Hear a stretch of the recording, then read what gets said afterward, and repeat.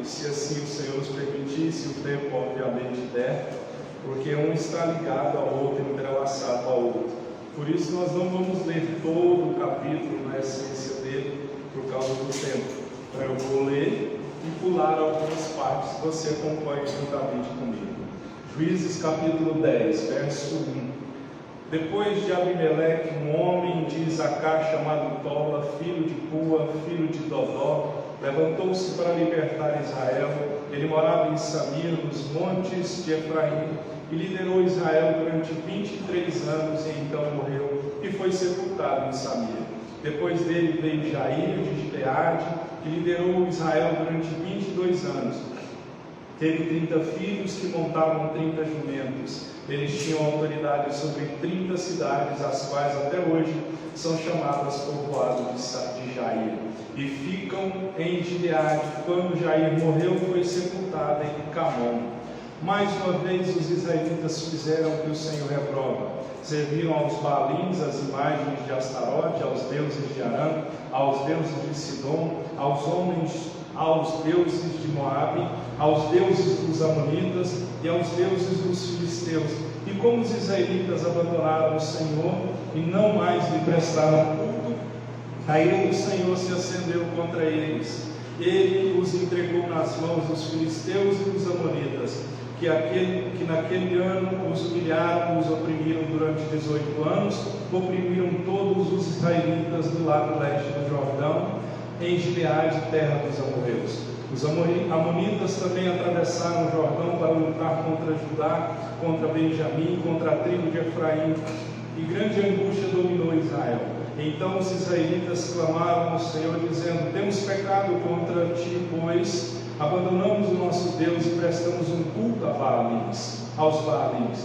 O Senhor respondeu: quando os egípcios, os amorreus, os amonitas, os filisteus, os sidônios, os amalequitas e os moabitas os oprimiram, e vocês clamaram a mim, e eu os libertei das mãos deles. Preste bastante atenção no verso 13. Mas vocês me abandonaram e prestaram culto a outros deuses, por isso não os livrarei mais. Clamem aos deuses que vocês escolheram, que eles os livrem na hora do aperto. Os israelitas, porém, disseram ao Senhor: nós pecamos, faze-nos conforme o que achares melhor, mas te rogamos, livre-nos agora. Então eles desfizeram dos seus deuses, dos deuses estrangeiros que havia entre eles, e prestaram culto ao Senhor, e ele não pôde mais suportar o sofrimento de Israel. Quando os amonitas foram convocados e acamparam em Gileade, os israelitas reuniram-se e acamparam em Mispa. Os líderes do povo em Gileade disseram uns aos outros: quem iniciar o ataque contra os amonitas será chefe dos que vivem em Gileade. Capítulo 11. Jefté, o gileadita, era um guerreiro valente. Sua mãe era uma prostituta, seu pai chamava-se Gileade. A mulher de Gileade também lhe deu filhos que, quando já estavam grandes, expulsaram Jefté, dizendo: você não vai receber nenhuma herança de nossa família, pois é filho de outra mulher. Então Jefté fugiu dos seus irmãos e se estabeleceu em Tobi.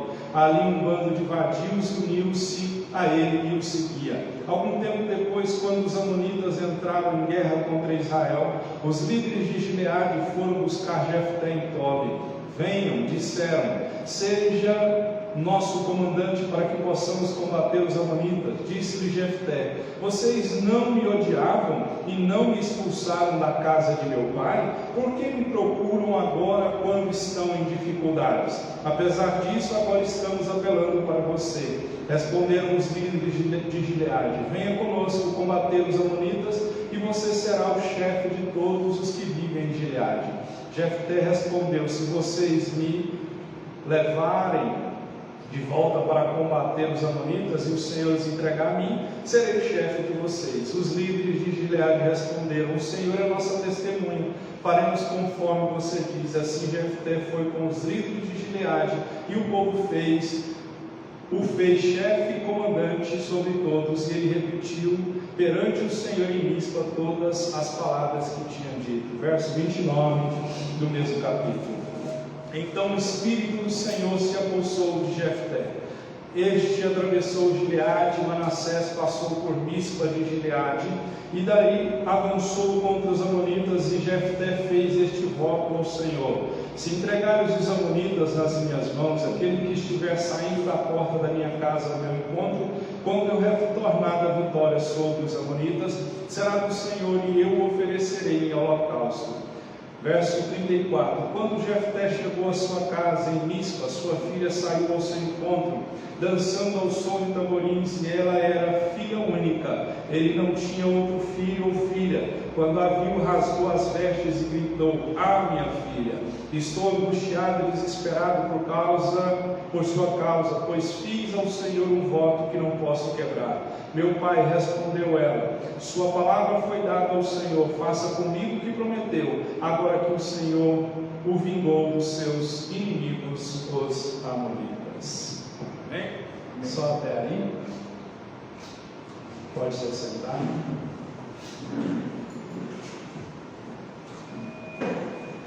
Abaixa um pouquinho. O tema da mensagem de hoje é um desprezado que se destacou. Oi, senhora, tudo bem? A senhora, França, tudo bem? O tema da mensagem é um desprezado que se destacou. Nós sabemos que a vida e a literatura, elas estão cheias. Costumei tanto a falar assim para a vida e a literatura está cheia de contos de Cinderela.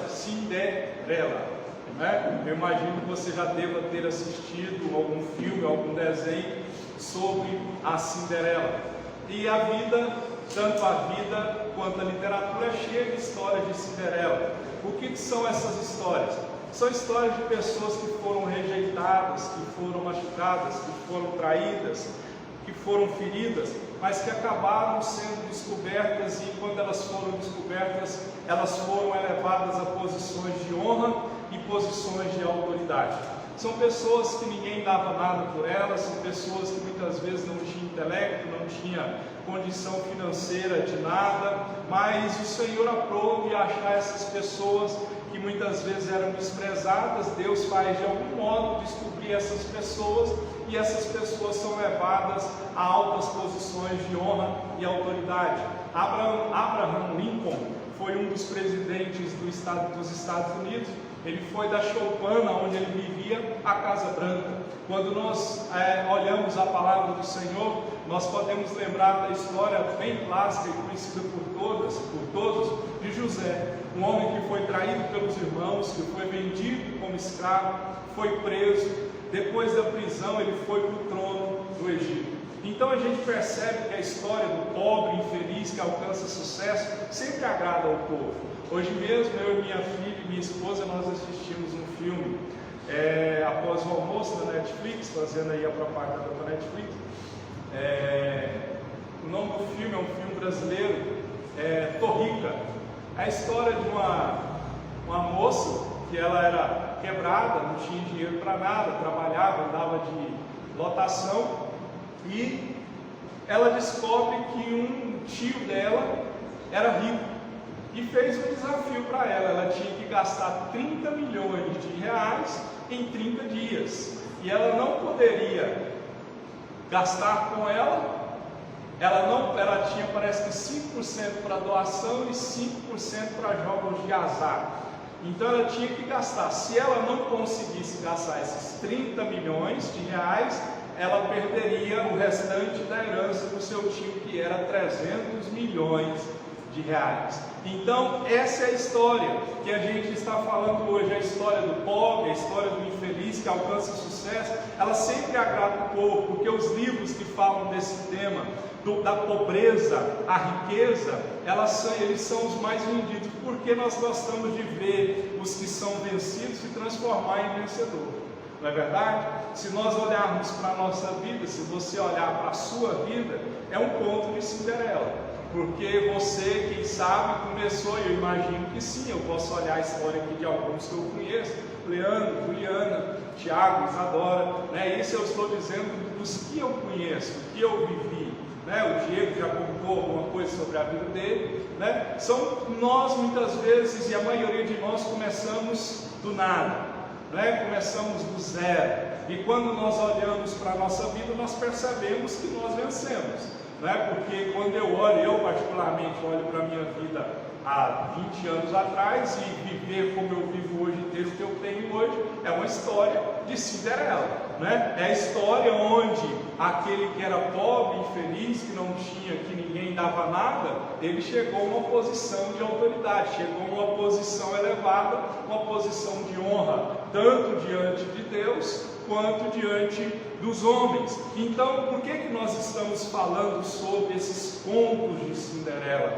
Porque aqui o personagem principal desses dois capítulos é Jefté, mas aqui fala, além de Jefté, fala de outros dois juízes, que é Tola e Jair. Só que esses dois juízes, não se fala muito deles, são 4 ou 5 capítulos para falar desses dois juízes, que era Tola e Jair, né? Eu sei que você está lembrando do Jair Messias Bolsonaro, mas não é esse Jair que nós vamos falar aqui hoje, amém?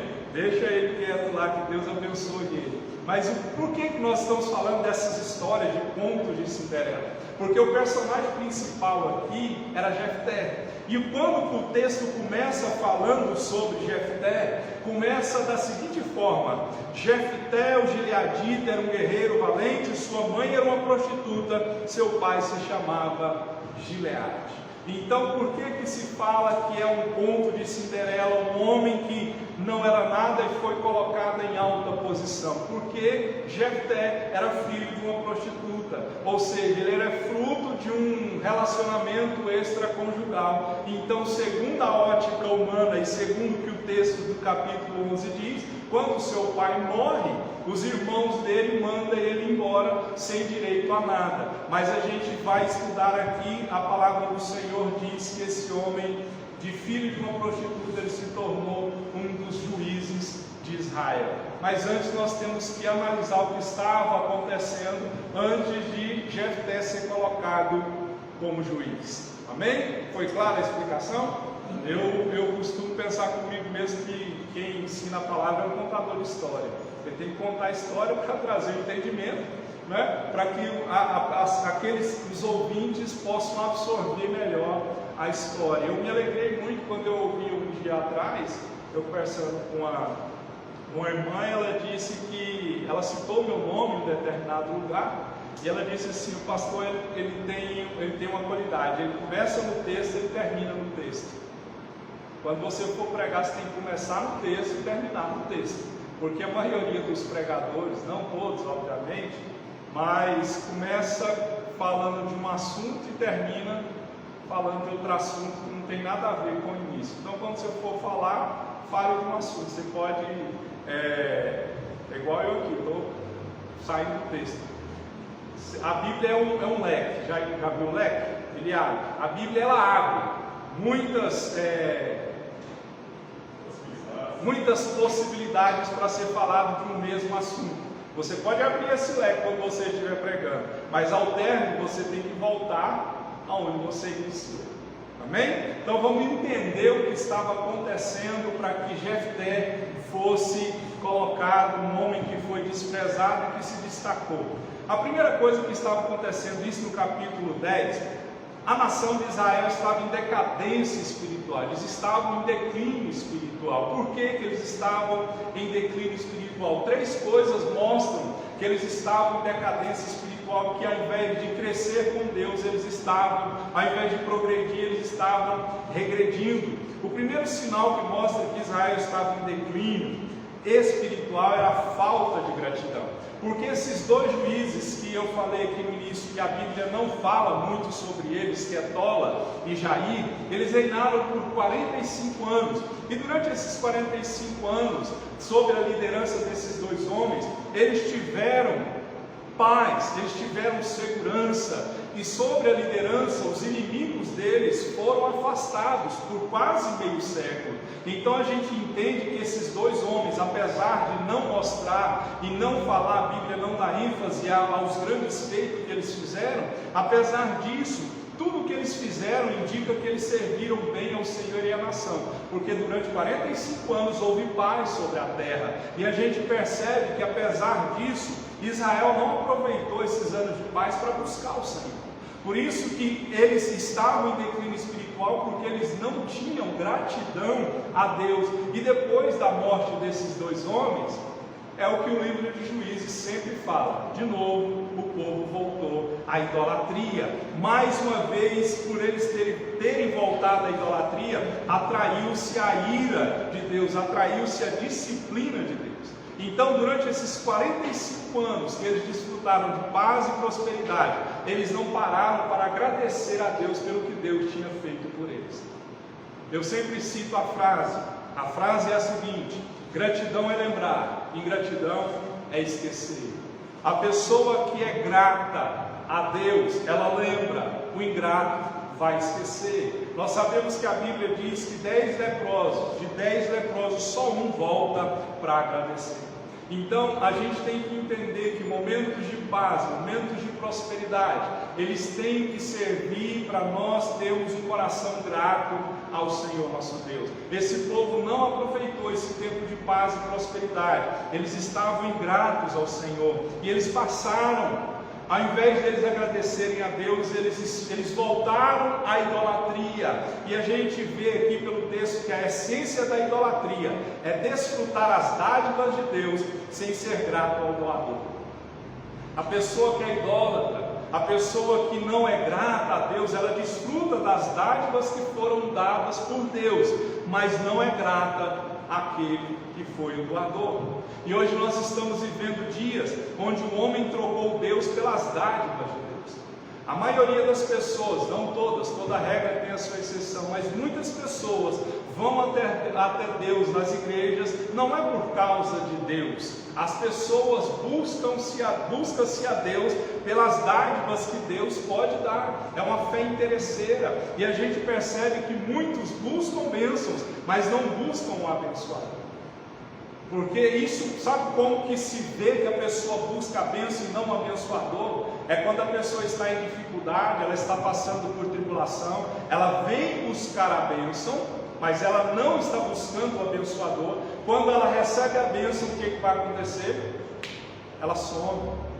Ela nem obrigado a Deus ela fala, ela não diz para a igreja obrigado, para a igreja que orou por ela, que chorou com ela quando ela chorava, ela simplesmente vira as costas e vai embora. Isso já aconteceu aqui, e eu tenho certeza que você já viu pessoas dessa forma. É porque muitos estão buscando bênçãos, mas não estão buscando o abençoador. As pessoas querem a salvação, mas não querem o Salvador. As pessoas querem dons, mas não querem o doador. E hoje a geração de crentes, muitos querem coisas, mas não querem Deus.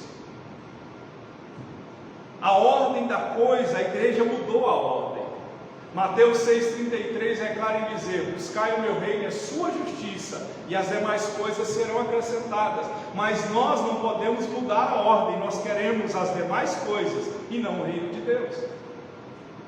As demais coisas são consequências de se buscar a Deus. Quando você busca a Deus com interesse de coração, com sinceridade de coração, as portas vão se abrir para você. A palavra diz que o trabalhador é digno do seu salário.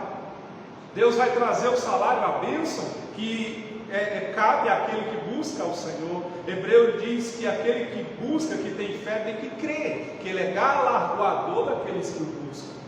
Então, quando você busca a Deus, quando você crê em Deus, Ele vai te presentear. E o presente de Deus, a Bíblia diz que é 100 vezes mais nessa terra, no porvir e eterno. A bênção de Deus, a palavra do Senhor diz que a medida de Deus é recalcada, sacudida e transportante. Efésios 3,20 diz que Deus sempre vai fazer infinitamente mais do que nós pedimos e do que nós pensamos. Mas tudo isso não pode ser o foco do nosso coração. O foco do nosso coração é buscar Deus. Se Ele quiser abençoar, nós vamos dar glória a Deus. Se Ele não nos abençoar, nós vamos dar glória a Deus. Essa é a essência do verdadeiro cristianismo. Porque, igual acho que foi o Tiago uma vez que postou, se a prova, como é que é, o apóstolo Paulo lá? Se as bênçãos financeiras. Isso, se as bênçãos financeiras fossem o meio de mostrar para Paulo o amor de Deus, Deus não amava Paulo. Porque Paulo, se olha para a vida dele, é só perseguição, só sofrimento. Então a nossa bênção, nós não podemos medir a bondade de Deus por aquilo que Ele nos dá. Se Deus não me der o que eu quero, Ele vai continuar sendo bom, não vai? Ele vai continuar sendo bom. Por que Ele vai continuar sendo bom? Porque Ele me escolheu. Escreveu meu nomezinho lá no livro da vida. Então a gente percebe que esse povo aqui, eles estavam em decadência espiritual, porque a ingratidão a Deus leva à decadência espiritual. A pessoa ingrata vai se afastando de Deus. A pessoa que não reconhece que aquilo que ela tem é Deus, ela vai se afastando de Deus, porque ela vai pôr no coração dela que aquilo que ela alcançou foi o braço dela, foi o intelecto dela, foi o conhecimento dela. E eu digo que não é, porque eu sempre faço esse gesto. Todo ser humano na face da terra tem um negócio que só Deus deu, e só Ele pode tirar. Sabe o que é? Puxa comigo.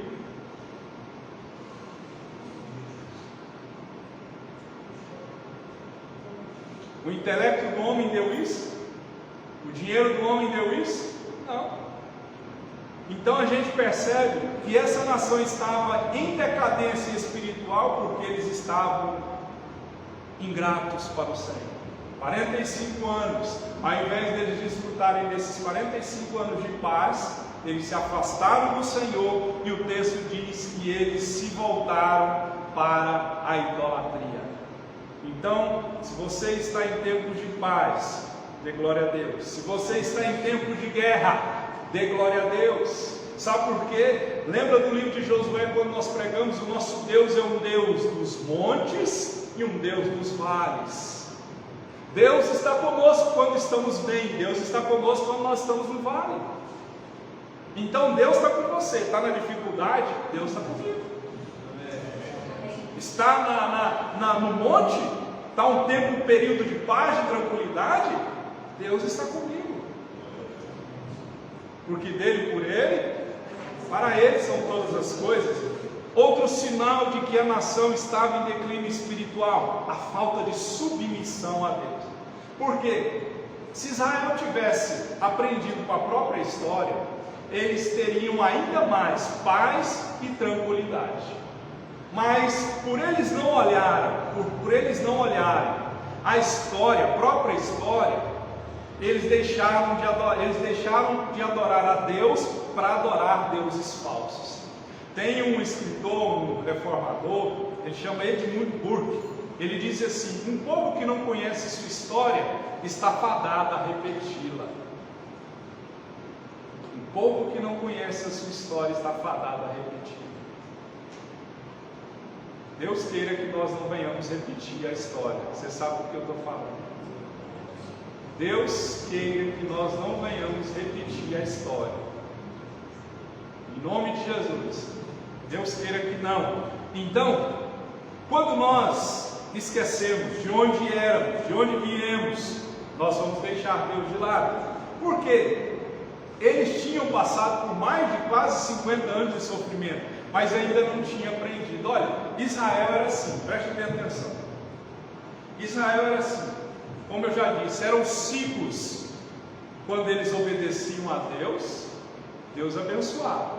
Quando eles desobedeciam a Deus, eles eram disciplinados por Deus. Olha, Deus, Ele é Pai, não é? Todo mundo aqui já foi disciplinado pelo seu Pai. E quando nós somos disciplinados por Deus em amor, é porque Ele sabe que alguma coisa está errada no nosso coração. Aí Ele vai nos disciplinar. Ele vai nos puxar a orelha. Então a gente percebe que quando nós somos disciplinados por Deus, nós somos muito tendentes, é muito fácil clamar por livramento. E quando estamos sendo disciplinados por Deus, nós acabamos fazendo promessas a Deus. Muitas dessas promessas que nós não iremos cumprir.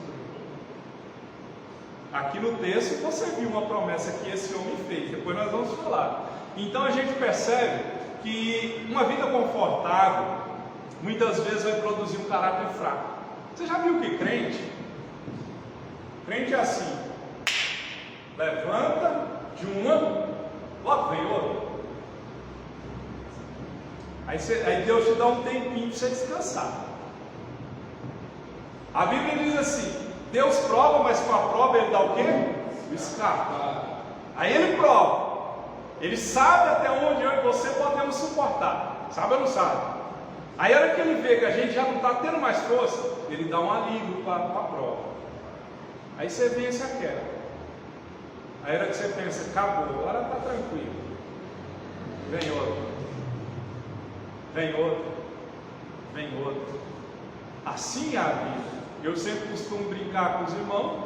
Não quer ter problema, vem aqui que eu faço a seguinte oração: Deus, leva para o céu. Porque no mundo nós teríamos aflições. Então, é por isso que muitas vezes uma vida confortável produz caráter fraco. A fé que não foi testada não é digna de confiança. Já ouviu falar isso? Uma fé que não é testada não é digna de confiança. Então, para Deus nos dar alguma coisa, primeiro Ele vai ter que nos passar pela prova. Lembra da música do finado Lázaro? Vou passando pela prova, dando glória a Deus. Então, nosso caráter é resultado daquilo que nós valorizamos. Olha, Israel não valorizava as coisas de Deus e acabou destruindo a si próprio, o caráter do povo de Israel. Então a gente vê que, por isso que a ira do Senhor se levantou, porque Deus deu vitória para esse povo sobre 7 nações. Deus fez eles vencerem 7 nações, e ao invés deles agradecerem, sabe o que eles fizeram? Israel adorava 7 deuses pagãos diferentes. Por isso que não é de se admirar que o texto diz no verso 7, a ira do Senhor se acendeu contra Israel. E novamente Israel teve que ser disciplinado pelo Senhor. Novamente a história se repetiu e o povo clamou por socorro a Deus. Novamente a história se repetiu. Olhe para alguém e fala assim, de novo.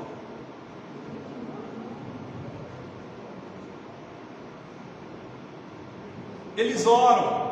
Deus vem com a ira dele, Deus vem com o julgamento dele sobre eles. E o que acontece? Eles clamam a Deus pedindo livramento. Só que isso aqui é pesado.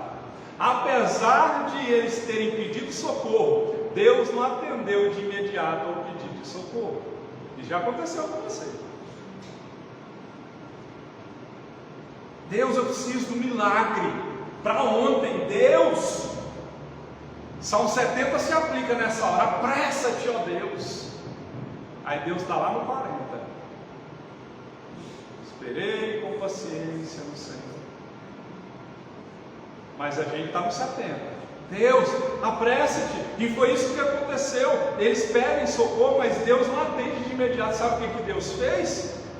Ao invés de atender o pedido, Deus envia um mensageiro que repreende o povo por eles não terem dado devido valor ao que Deus tinha feito por eles. Sabe o que Deus falou para eles? Deus anunciou que não os ajudaria mais. Olha o verso 10. Deus anunciou no capítulo 10. Deus anunciou para eles que não iria ajudar mais. Então os israelitas clamaram ao Senhor dizendo, temos pecado contra ti, pois abandonamos o nosso Deus e prestamos culto aos Baalins. Verso 11, o Senhor respondeu, quanto os egípcios, amorreus, amonitas, filisteus, sidônios, amalequitas, moanitas, os oprimiram e vocês clamaram a mim, eu os libertei das mãos deles. Olha o verso 13, mas vocês me abandonaram e prestaram culto a outros deuses, por isso não os livrarei mais. Clamem aos deuses que vocês escolheram, que eles os livrem na hora do aperto. Deus vira para eles e diz assim, olha, vocês estão pedindo socorro para mim, vai pedir socorro para os deuses que vocês estão adorando, vai pedir socorro para os deuses que vocês estão adorando. Nós temos o costume de citar aquele versículo que diz, se Deus é por nós, se Deus é por nós, quem será contra nós? E nós falamos isso com ênfase, né? Impostamos a voz, né? Mas fica a pergunta: mas e se Deus não for por nós? Foi o que aconteceu aqui, ó. Deus falou para o povo: não vou mais com vocês. Lembra lá dos Êxodo capítulo 32? Lembra quando Moisés solta o monte, traz os 10 mandamentos? Quando ele está descendo do monte, ele, o servo dele tem barulho de festa. Desce lá, o que o povo tinha feito? O bezerro de ouro. Capítulo 33 de Êxodo, seguinte: Deus vira para Moisés e diz assim: Moisés, não vou mais com vocês, vou enviar um anjo. Deus ainda quebrou o galho: vou enviar um anjo. Mas Moisés, como era um homem de fé, bateu o pé com Deus, com temor e reverência, obviamente, e diz: Senhor, se o Senhor não for comigo, não me faça subir desse lugar. Então a gente percebe aqui que uma coisa era o povo abandonar Deus, mas outra bem diferente era Deus abandonar o seu povo. Então muitas vezes a gente entra em coisa, em situação, que Deus não está com a gente.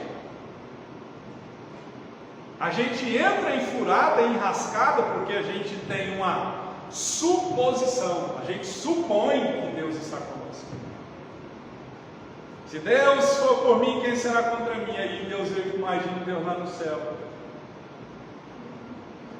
Imagina a situação: Deus de perninha cruzada lá, balançando o pezinho, você está indo sozinho, por conta própria. Eu não vou com você não falei que vou com você. Você não orou, você não pediu orientação para mim, você não pediu permissão. Então a gente percebe que o maior julgamento que Deus pode enviar sobre o seu povo é não interferir e deixar que as coisas aconteçam como as pessoas querem. Esse é um dos maiores julgamentos que Deus pode dar para alguém. É não interferir, é deixar a pessoa fazer o que ela quer. Se você ler Romanos capítulo 1, repete-se algumas vezes a seguinte frase: Deus os entregou. Os entregou Deus, o próprio Deus os entregou. É Deus deixando a pessoa agir por conta própria, fazer como ela quer. Alguns dizem que é a vontade permissiva, né? Vai, o problema é seu. Mas a gente sabe que na maioria das vezes a gente quebra a cara. Israel estava em declínio espiritual por falta de submissão a Deus. Tiago, no capítulo 4, ele diz assim: humilhai-vos debaixo da potente mão do Senhor, e Ele vos exaltará. Isso é submissão, é submeter a Deus.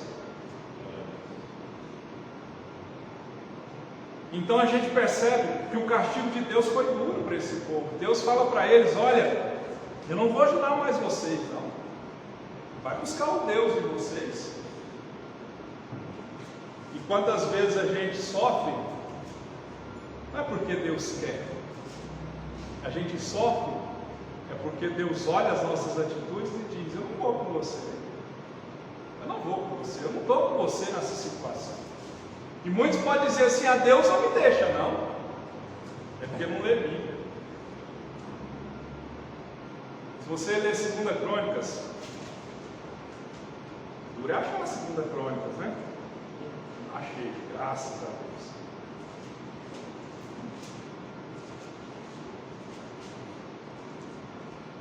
2 Crônicas 15, o verso 2, a parte B diz assim: preste atenção, o Senhor está com vocês, quando vocês estão com Ele. Se o buscarem, Ele deixará que o encontrem, mas se o abandonarem, Ele os abandonará.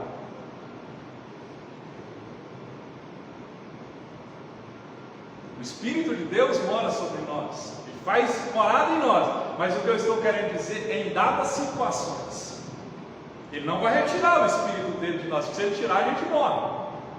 O que eu estou querendo dizer é que Deus, Ele vai nos abandonar, vai nos deixar ir sozinho em dadas situações. Sabe para quê? Para quebrar a cara e para Deus mostrar quem estava certo. Já aconteceu isso? Deu um em ponta de faca, agiu sem a orientação de Deus, agiu sem a permissão de Deus. O homem faz plano, a resposta vem de Deus. O coração do homem faz plano. Está rindo aí? Deus está falando, né, Tiago? O coração do homem faz plano, mas a resposta... Há caminhos que ao homem parece ser direito, mas o fim vai trazer morte. Aí Deus usa o profeta, Deus usa o pastor, Deus usa o pai, Deus usa a mãe, Deus usa o amigo, Deus usa o que for, a mula. Na multidão de conselho acha o quê? Sabedoria. Aí Deus falou na sua multiforme sabedoria, de diversas formas. Aí o cabeça dura, que somos eu e você, não ouviu. Aí Deus vai falar para você. Vai. É isso que você quer? É isso que você acha que é certo? Você já falou para o seu filho, vai, mas lá no fundo você sabia que ia dar errado?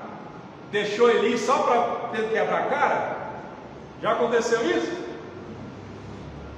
Você fala, não vai, eu quero ir, não vai. Vai, o problema é seu. É isso que aconteceu. E tudo isso aconteceu por causa da falta de submissão ao Senhor. Submeta-se a Deus. Submeta-se a Deus. Submeta-se ao Senhor. E olha, eu sempre costumo dizer que na hora do louvor é a hora que a gente mais mente para Deus. A gente canta, abro mão dos meus sonhos, vou fazer, vou ir, eis-me aqui. Aí na hora que é para se submeter àquilo que foi a boca falou, não se submete. Não submeta-se ao Senhor, porque se não se submeter ao Senhor, o juízo de Deus vai vir. O juízo de Deus veio sobre essa nação que nós estamos falando, que é Israel. Se nós não nos submetermos a Deus pessoalmente, juízo virá. Paulo diz, dura coisa é cair na mão do Senhor. Outra coisa que mostra que essa, vamos apanhar mais um pouquinho. Outra coisa que mostra que essa nação estava em declínio espiritual era a falta de uma liderança adequada. Israel tinha um exército, mas aqui há uma pergunta. Eu tirei do texto aqui. Aqui há uma pergunta. O capítulo 10 termina com essa seguinte pergunta: os líderes do povo de Gileade disseram uns aos outros: quem iniciar o ataque contra os amonitas será o chefe dos que vivem em Gileade. Mostra-se que não tinha um líder adequado. Então eles tinham um exército, mas não tinha um general para liderar. O povo estava preparado para agir, mas não tinha alguém que tomasse a frente do negócio. Então entenda isso aqui. A ausência, isso eu estou dizendo na obra, na igreja, a ausência de líderes qualificados é com frequência um julgamento de Deus. É uma evidência de um estado precário, da vida espiritual do povo. Porque quando Deus está agindo, Ele vai preparar seus servos, vai enviar seus servos e vai abençoar o povo. Mas quando o povo se volta para as coisas do mundo, hoje você vê, tem pastores e pastores, não é? Tem pastores e pastores. Hoje tem camarada que faz live, fica lá 1 hora falando em língua, dá nome, dá endereço, dá CPF, mas é tudo por causa de dinheiro. Falsos profetas, falsos mestres, e não se ensina a palavra. Um dia veio um pastor amigo meu aqui, e eu sempre prego desse jeito, vocês me conhecem. Acabou o culto, ele falou para mim assim: olha, pastor, hoje é culto de ensino?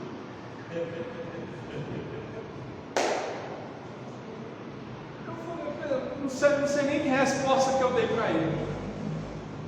Porque a maioria de muitas igrejas gasta-se muito tempo, nós já falamos sobre isso, gasta-se muito tempo cantando, Gasta-se muito tempo com testemunho, com música, com teatro, oportunidades. Gasta-se muito tempo. E o pregador, o tempo dele só vai diminuindo, 15, 20 minutos, meia hora. É muito pouco para um pregador desenvolver um assunto e explicar um assunto. Você concorda comigo? Então, é por isso que muitas vezes a ausência de líderes qualificados é um julgamento de Deus.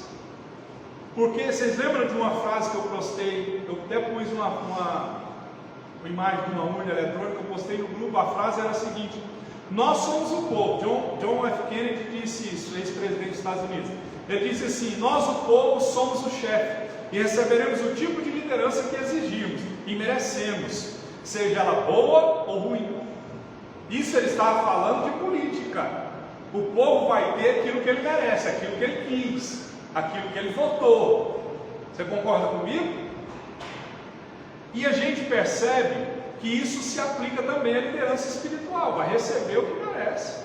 Se é um homem ou uma mulher que ensina o que não está na Bíblia, é porque o povo quer aquilo. Você concorda comigo? Porque tem gente que não quer Deus, como nós falamos hoje, não quer ouvir palavra. Isso aqui cansa.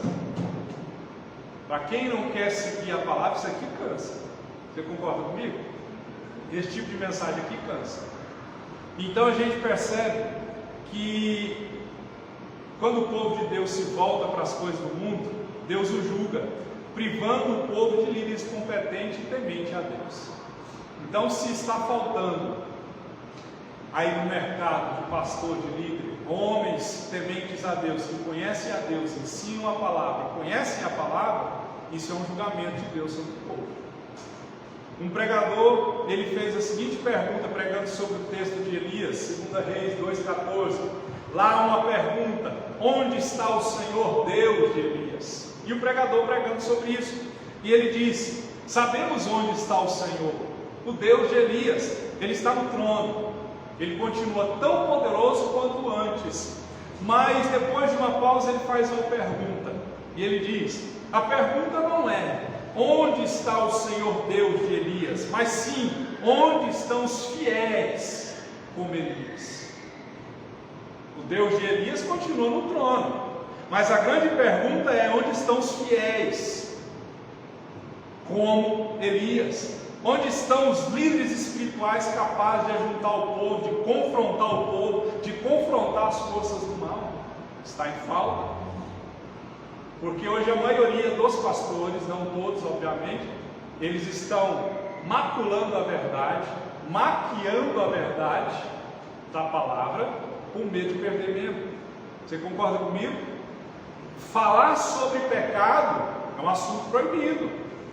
É por isso que hoje tem uma geração de crente fraco, uma geração de crente doente, porque quando se fala a palavra, como o pastor Hernandes Dias Lopes diz, o índice de divórcio dentro da igreja é o mesmo praticamente de fora da igreja.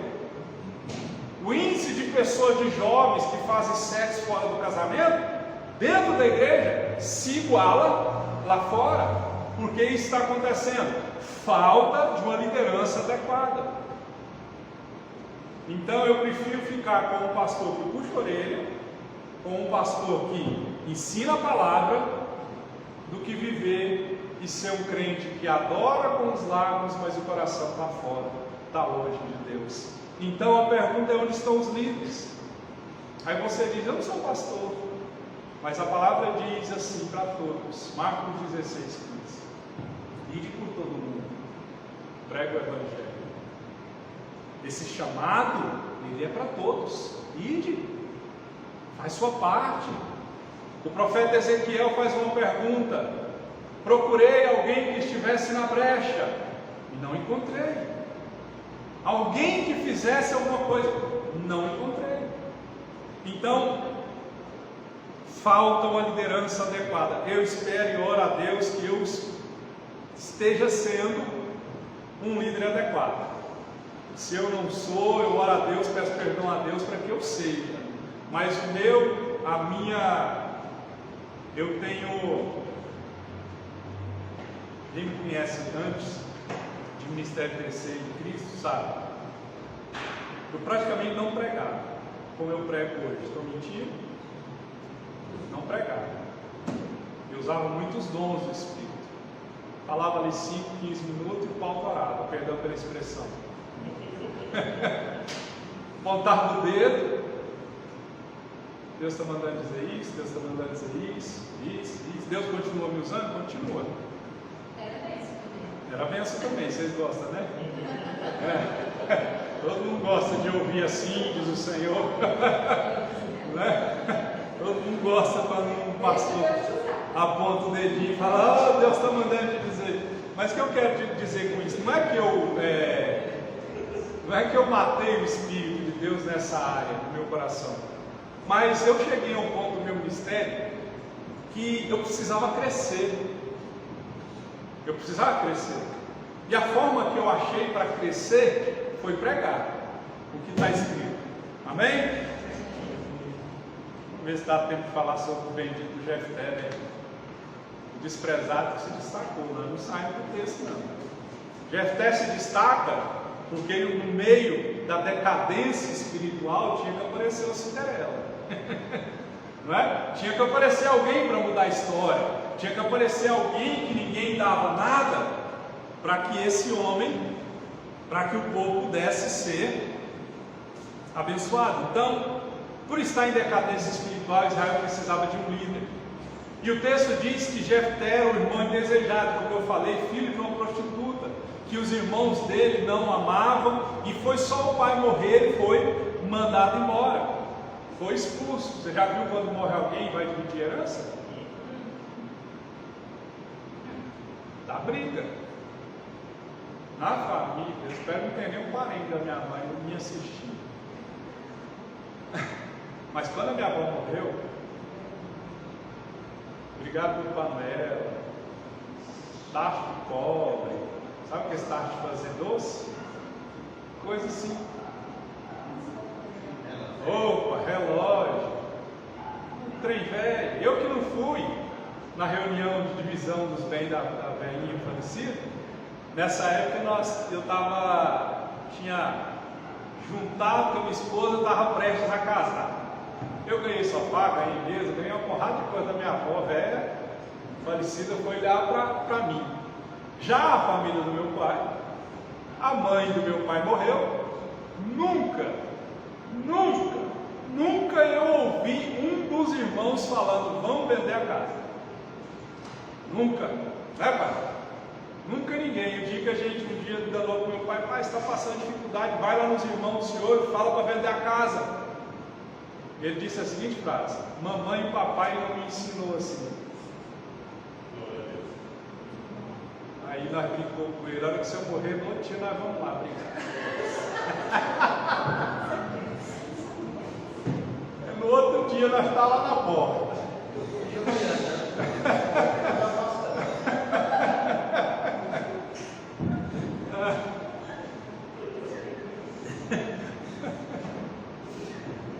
Aí tem a casa lá de Aparecida. Aí a gente fica brincando quando junta meu irmão e minha irmã e fala assim, pai, era que se eu morrer, nós vamos vender aquilo lá. E eu, Vanessa, eu quero minha parte. Aí o irmão diz, eu quero a minha. Eu falo, você não tem direito a nada, é meu. Isso tudo é brincadeira. Mas, por que nós estamos falando aqui? Os irmãos de Jefté mandou ele embora. Ele era indesejado, não queria ele, mandou ele embora, com a mão na frente e a outra atrás. Então, só que eles não sabiam que eles estavam expulsando o próximo rei de Israel. Tem um texto, não me lembro onde, não me pergunte, que eu não vou lembrar, mas diz que muito sem saber, abrigou anjo dentro de casa. Muito sem saber, abrigou anjo dentro de casa. Por isso eu te dou um conselho. Esse que hoje pode estar do seu lado, pode estar passando por dificuldade, ajude ele, ame ele. Porque o mundo dá volta, você concorda comigo? Hoje esse que está por baixo da situação, amanhã o mundo pode dar uma volta tão brusca que ele pode estar lá em cima, você pode estar embaixo, eu posso estar embaixo. É por isso que a gente sempre tem que deixar portas abertas, por onde passar. Porque um dia a gente pode voltar. Pode voltar. Eu fico triste porque muitas vezes isso acontece dentro da igreja, não deveria acontecer. As pessoas saem da igreja e parece que sai da igreja e se torna inimigo mortal, não é? Isso não pode acontecer. Semana passada eu estava ali, eu fui na 44 ali comprar umas roupas para mim, roupa boa, barata.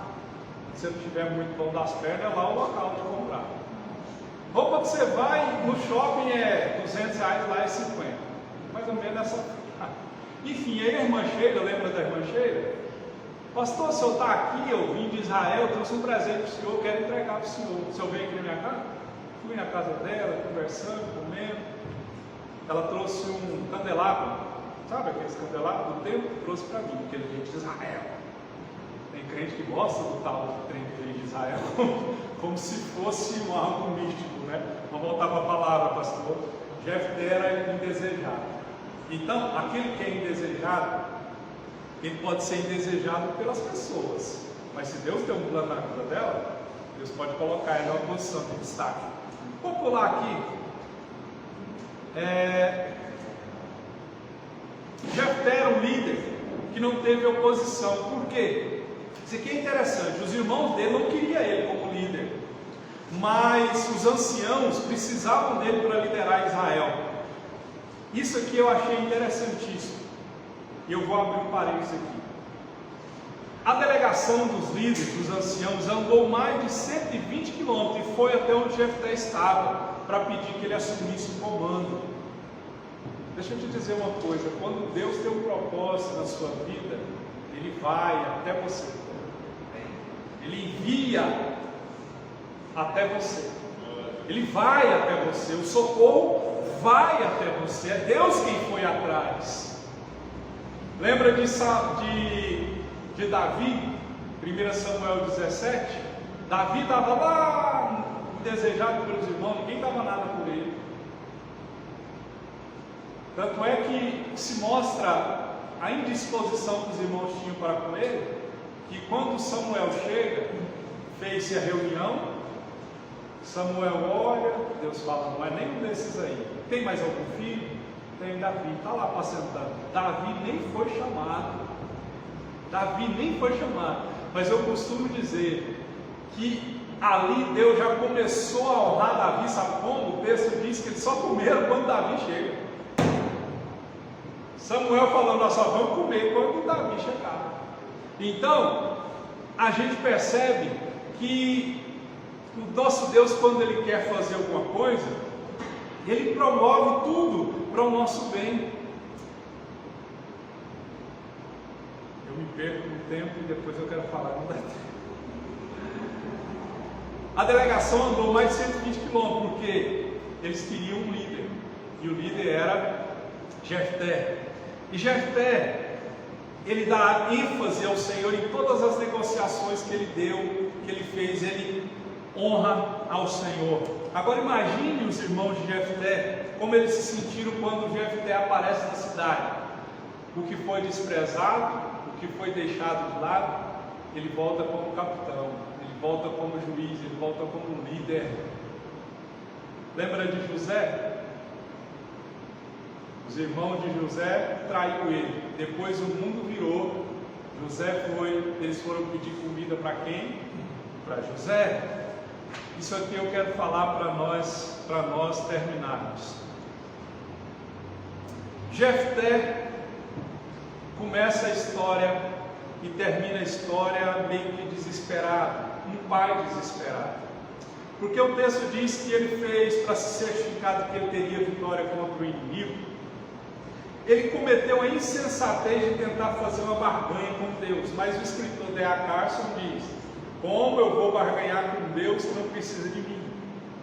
Mas naquela época era costume fazer esse voto. Então ele sai para a batalha, e antes de sair da batalha ele fez um voto ao Senhor. Ele disse, o voto era: se Deus desse a vitória para ele, ele sacrificaria ao Senhor aquilo que saísse primeiro de sua casa quando ele voltasse. Esse era o propósito, esse era o voto. Eu vou para a guerra, se eu voltar com a vitória, quando eu estiver chegando à minha casa, a primeira pessoa que sair da minha casa vai ser oferecida como sacrifício ao Senhor. Adivinha quem? O texto diz que a filha dele foi ao encontro dele. Naquela época, Deus aceitava votos. Os votos eram voluntários, como eles são hoje, mas o Senhor esperava que eles fossem cumpridos. Eclesiastes 5, verso 4 e 5 diz assim: quando você fizer um voto, cumpra o sem demora, pois os tolos desagradam a Deus. Cumpra o seu voto. É melhor não fazer voto do que fazer e não cumprir. Jefté foi tolo, Deus não pediu voto para ele, e mesmo assim ele fez um voto. E o texto, muitos podem dizer assim, que ele matou a filha dele em sacrifício a Deus. Não é isso que o texto diz, porque Deus não aceitaria e não aceita sacrifício humano. Se ele tivesse oferecido um carneiro, uma pombinha, uma rolinha, como era oferecida no sacrifício no altar, Deus aceitaria, mas quem saiu não foi o carneiro, foi a filha. Como que ele comprou, como que ele cumpriu com esse voto todo que ele fez a Deus? Dá-se a entender que a sua filha foi consagrada ao Senhor para servir no tabernáculo, e ela permaneceu virgem, não pôde se tornar mãe. Em momento algum, o texto dá ênfase de que ele matou a sua filha. Não se vê ninguém pranteando. Então a filha dele foi oferecida ao tabernáculo, ao templo, e a ênfase é sobre o fato dela permanecer virgem. Ela não pôde dar continuidade à descendência do seu pai. Trazendo isso para nós, não seja tolo em fazer voto com Deus. Deus nunca pediu voto para mim e para você. Mas o alerta é: se você fez, se vira e cumpre. Não tem conversa. Você fez o voto, foi com Deus. E muita gente pensa: voto, dinheiro. Não. Na hora da sua dor, da sua dificuldade, você fez seu voto. Você fez sua promessa para Deus. Agora que está no tempo de paz e de prosperidade, você esqueceu. Eu esqueci. Um exemplo: não tem carro. Deus, me dá um carro, porque quando eu tiver um carro, o carro vai ser da obra. Aí acabou o culto. O irmão não tem carro.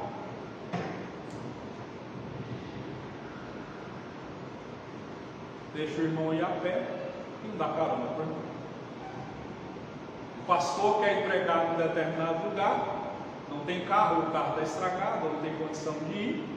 Todo mundo sabe, ninguém oferece o carro. Mas lá atrás fez o voto. Não seja tolo ao fazer voto.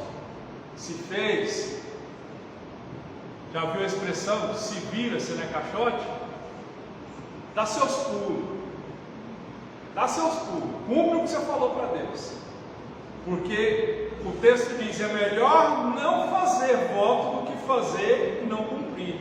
Deus desagrada de tolos. Jefté foi tolo.